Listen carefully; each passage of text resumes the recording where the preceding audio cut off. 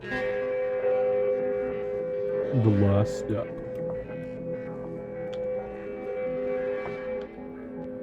What are you doing right now? Are you slumped on your couch mindlessly flipping through the TV channels? Are you tiredly scrolling through your Facebook feed for the 15th time today? Well, shut that stuff down and get off your lazy bum because we're going on an adventure. What? It's 1 a.m. Yes, I'm quite aware, but these types of adventures can only happen so late at night. You see, this is the time when all the creatures that dare not be seen during the day can come out to play with you. This is the time when the thick velvet darkness of night will gladly wrap its fingers around you protectively, or the thing following behind you. Everything that hides from light can safely crawl out from their hiding spots so that they can find you. Feed on your fear. This is the only time when you can see them up close. Is it safe, you ask? Just listen to my directions and you'll be fine. Listen to my words and you can make a friend for life and live to tell the tale. Alright, got your shoes on and your jacket zipped up tight? Good, it's time to head out. You won't have to walk for very long on this adventure. Why? Because the thing we're going to visit doesn't live very far from you. You've probably walked past its hideout many times during the day without noticing. But don't worry, you're not the only one. It lives on anonymity. You haven't seen it, but it has seen you hundreds of times. It knows your face by heart, from the deep color of your eyes to the freckle you have on your cheek. But don't worry, it's this creature's knowledge of you that will keep you alive. Long enough for you to get away, that is. Why? You sure ask a lot of questions, but I'll tell you. This thing has lived alone for so long, crawling around in the suffocating dark, musty rooms underground. It groans and moans as it moves, those long, sharp nails screeching as they drag across the crackled concrete floors. Its wrinkled claws have been covered in blood so many times that the skin on its hands is no longer white, but a dark, dark red. So red it looks black. It has no one, but that is for the best, since its desire for company is sometimes overruled by its thirst for blood. Your blood, really. Human blood. Oh look, you've made it. Surprised? I can see the recognition in your face. Yes, this is the building just a few streets down from your home. That one that's always in a state of renovation. But is it really? Have you ever seen anyone go in, or better yet, come out? Ah, now you're starting to remember. Whenever you walked by this building, did you feel a sense of unease start to creep over you? That sense that someone or something was watching you? You probably sped up a little on your way back home, ignoring the hairs that stood up on your back of your neck, or the small goosebumps that ran across your flesh as you convinced yourself that you were just in a hurry to get back to your couch and relax. That's what I thought. Well, there's no turning back now. Slowly walk up to the front entrance. No, the door won't be locked, and don't ask why. open the door and step into the lobby. Yes, I know it's dark, but you're going to have to deal with it. Like I said, nothing that lives in the dark will like any kind of light. But you should be able to see a large empty desk right in front of you. See it? Good. Now walk up to the desk and reach over the divider with your left arm. No, don't try to peek over the divider. They won't like it. Just reach and feel around. Your hand may brush some object that feel questionable. Ignore them. There are many things on that desk, but what you're searching for is a key. Do you feel it? The tiny cold object with rigid edges? Perfect. Grab it. Wait. Don't pull your hand back yet. There's still one more thing to grab if you want to walk out of this mostly intact. There should be something that feels like a small glass bottle. Don't ask what's inside it. Just get it. Good. Now you can pull your hand back. Make sure to put both the key and the bottle in the safety of your pocket before you move on. Now, there's a specific door that we're going to find in order to continue your adventure. Blink for a second and it's easy to miss, but don't worry, that's why I'm here. Walk down the corridor adjacent to the lobby. It should be lined with various doors, but don't try to open any of them. They're all locked for a reason. What you can do, however, is count how many doors there are. Make sure to count in your head. 1, 2, 3. Shh. Walk quieter. Your footsteps are echoing off the marble floors too loudly. You can't let it know that you are here yet. 4, 5, 6. Okay. It looks like you've reached the end of the corridor. Now, how many doors did you count on your way here? 6, you say? Wrong. Look again. No. Don't turn around completely. Don't even turn your head. Just look from the corner of your eye. There. You see it? That little black door hiding right behind you. That's the one. What's that? You feel unsure about this? Well, there's no point in turning back now. In fact, you can't. You see, there's only one way out of this building, and it's through that little door. No, you can't walk back through the corridor because whatever is hiding behind those other locked doors will only let you pass them once, not twice. If you try to, let's just say that those doors can't hold them back. Are we on the same page now? Good.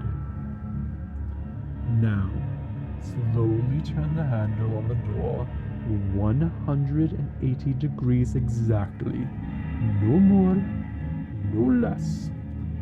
Anything else will alert it of your presence. Slowly. Almost there. And perfect. You nearly let the handle slip, didn't you? Wipe those sweaty palms on your pants before you get yourself killed on accident. Goodness. Okay. Now, pull the door carefully and ease yourself through the opening. A musty odor will wash over you, so try to take shallow breaths. If it gets too overwhelming, what's the smell? I'm honestly not sure. I can only guess, but I think it's best if you don't hear about it. Whoa! Be careful. There's a steep flight of steps in front of you that leads down into a set of underground rooms. Yes, I'm sorry, but you're going to have to shut the door behind you and cut off any remaining light. The passageway is filled with the thickest darkness you are ever going to experience, but this only lasts for a bit. Don't worry, there's nothing here in this part that will try to harm you, I think. Enough of that. Your only choice is to move forward, so don't second guess yourself. Make sure to place your hand on the wall and feel your way as you walk down the steps. Some of them are slippery, so be sure to keep your balance. Slippery with what, you say? I'd like to say puddles of water, but I think we both know that's not water. As you walk, make sure to count the number of steps you take. It will come in handy later on. It is quite eerie to hear the soft sound of your sneakers scraping against the stone steps, yet not being able to see anything, isn't it? Well, right now your senses are working at their highest capacity, making sure for your loss of sight. You can hear every raspy breath that shudders through your throat. You can feel every dip and crack in the cool brick that makes up the wall currently beneath your fingers. You can literally taste the air. It has a metallic tang mixed with a stench of rotting trash that makes you want to desperately gag. What number are you on? 57? Good. Keep counting. Don't lose track of those steps. Oh, what was that? You feel like something's breathing on your neck? Warm, moist air brushing across your back? That's because there is. No, don't react. Don't stop walking. Yes, I did say that nothing would harm you. I didn't say that there was nothing that couldn't harm you. Just keep counting your steps. It will keep you sane. This thing will try to trip you, to distract you from your task at hand. But don't pay any attention to it. Pay attention to the numbers. Yes, it will keep edging closer and closer to you until... No! What are you doing? Don't reach back. Don't touch it, don't! You felt it, didn't you? You felt the slimy texture of decaying flesh on your fingertips. You felt the greasy strands of unkempt hair falling across your knuckles. The mistake has been made. There's nothing you can do except to keep moving on and not to react. Act like that touch was an accident and that you thought it was part of the wall. Because if you react, if you flinch in disgust or scream in horror, it will know. It will know that you know about it, and it doesn't want anybody to know about it. You're not a very good listener, are you? In any case, finally, you've reached the end of the step. Have you kept track of your number? Yes? Good. Yes, it's still there. I know you can sense it, but you've got to ignore it. Keep that number in your head and don't forget it. It's trying to make you forget by making you scared. Don't let it succeed. Now that you're at the bottom of the steps, I need you to take 10 strides forward to another door. Here's the hard part. The thing that's following behind you on the way, well, now it's standing in front of you, right next to the door. In order to get out of this passageway, you're going to have to act like you can see. I know it will be difficult, but you've got to trust me. Reach your hand out and feel around for the knob. It shouldn't be too far since you're standing right in front of the door. If you accidentally touch the thing again, just keep moving your hand around in search of the knob. Do not react. Ah, there it is. The cool metal of a doorknob is finally in your grasp. Now, take that key you got from the desk earlier and insert it into the keyhole. Try not to scrape it in the middle too much, or it will know that you can't see what you're doing and it will take full advantage of it. Good! You've managed to fit the key into the lock. Now, turn the knob fully and pull the door open quickly. No, there's no trick to turning this knob this time. Once the door is open, just get through it and shut it as fast as possible so that thing can't follow you. Make sure to wait, look out. Watch out for the step that drops into the room. You don't want to trip on it and mess the whole thing up, especially not when you're so close to freedom. Phew! You made it. This is the last room you need to be in to get out of this building. Yes, the temperature has dropped quite drastically, hasn't it? Pull your jacket around you a little tighter and suck it up, because you're almost there. It's still very dark, I know, but there should be a faint light from the corner of the room, atop a small box. Can you see it? Yes, it's the glow of a dying candle. Why is there a candle down here? Well, to put it simply and honestly, it's bait. Bait for you. You see, this thing I told you about earlier has studied you for long enough to know that most humans are attracted to light. It sees how you stay out of the shadows at night and stick to the bright side of the street lamps. Even its underdeveloped and uncivilized mind can put two and two together. After all, it's got the mind of a hunter, and hunters know how to get their prey. And right now, it's watching you in this very room. You can't see it or hear it because it knows how to hide. It's perfected the art of hiding. Even that sixth sense that most people have that alerts them if something is watching them won't work on this thing. Carefully walk through the light. Don't make any sudden movements. Pardon? Well, yes, I know I said it's bait, but do it anyways. Once you've reached the candle, sit down next to it and stare at it.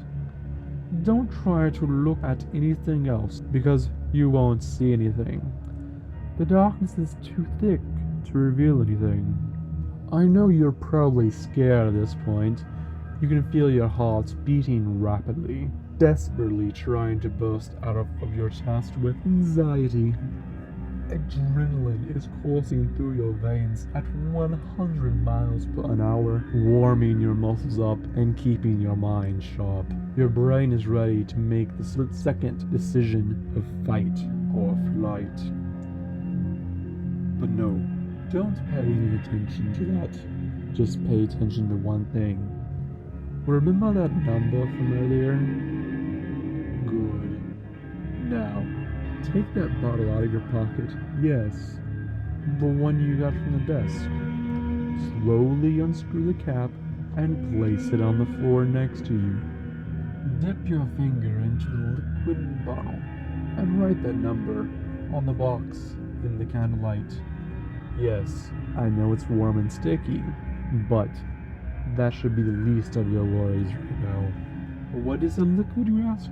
I think we both know the answer to that. See, what happens now is going to decide your fate. If you write the correct number, the thing will let you go without interruption, and you will have earned a friend for life. I'll bet a friend who will still watch you from the shadows, yet it will never let any other monsters harm you as long as you keep it company from time to time. but write down the wrong number and, well, let's just hope you get it right. Because if not, there's nothing I can do to help you. Okay, have you written your number? Good. Close the bottle, sit it next to the box, and wait. That's right. You have to wait.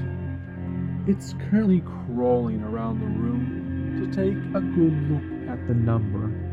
In fact, it's actually right next to you at the moment, studying the figure you jotted down. Quite disturbing, no? Even with the candlelight, you won't be able to see it, and you definitely can't hear it. But maybe if you try hard enough, you'll be able to smell it. Go on. Take a whiff. There. You smell it, couldn't you? The faint stench of rotting meat and death in general. Try even harder, and you'll be able to feel it. Because you see, right now, it's running the edge of its razor-sharp nails right next to your skin of your throat. Oh?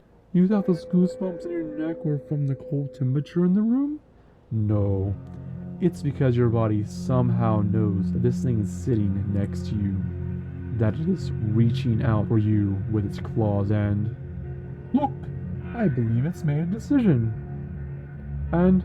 Oh, I'm so sorry. That's not the right number. Yes. You heard me right. You wrote down the wrong number. It was one off. How, you ask? Oh dear. I forgot to tell you to count the step you almost tripped on, didn't I? The last step? My apologies. You really did seem like a very nice person. But unfortunately, I cannot afford to lose this thing's friendship. After all, who else will protect me from the monsters?